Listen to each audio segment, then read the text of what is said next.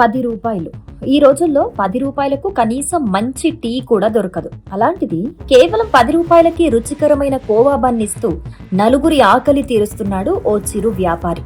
మెచ్చుకోవాల్సింది పోయి ఇంత తక్కువకి ఎలా ఇస్తున్నావు, ఏం కలుపుతున్నావు అంటూ అనుమానపు చూపులు, దానికి తోడు మతం రంగు.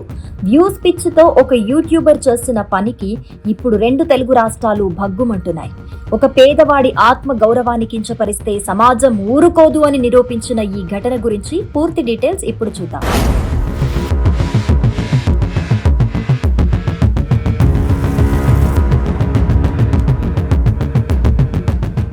మేడారం జాతర సందడిలో వలి అనే వ్యక్తి ఒక చిన్న కోవా బన్ స్టాల్ పెట్టుకున్నాడు. లాభం తక్కువ వచ్చినా పర్లేదు, 10 మందికి తక్కువ ధరకే రుచి చూపించాలన్నది అతడి తాపత్రయం. కానీ అక్కడికి వెళ్లిన ఒక యూట్యూబ్ ఛానల్ వ్యక్తి వలీని ఇంటర్వ్యూ పేరుతో వేధించడం మొదలుపెట్టాడు.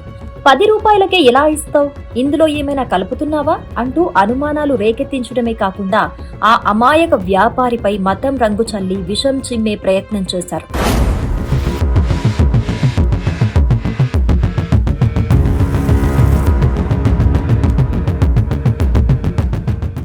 కానీ ఆ యూట్యూబర్ ఊహించనిది ఒకటి జరిగింది. నెటిజన్లు ఆ వీడియో చూసి యూట్యూబర్నే ఏకిపారేశారు.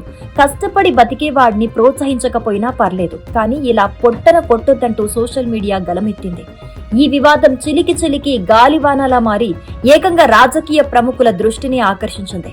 ధర్మవరం టీడీపీ ఇన్ఛార్జ్ పరిటాల శ్రీరామ్ ఈ ఘటనపై చాలా ఘాటుగా, అంతే ఎమోషనల్ గా స్పందించారు. ఆకలికి కులముండదు, ఆత్మగౌరవానికి మతం ఉండదంటూ ఆయన చేసిన ట్వీట్ ఇప్పుడు వైరల్ అవుతోంది. కష్టపడి కుటుంబాన్ని పోషించుకునే ప్రతి ఒక్కరిని గౌరవించాలి. కేవలం యూట్యూబ్ వ్యూస్ కోసం ఒక పేదవాడి జీవితాన్ని రోడ్డుపైకి లాగటం దారుణమంటూ ఆయన ఆవేదన వ్యక్తం చేశారు.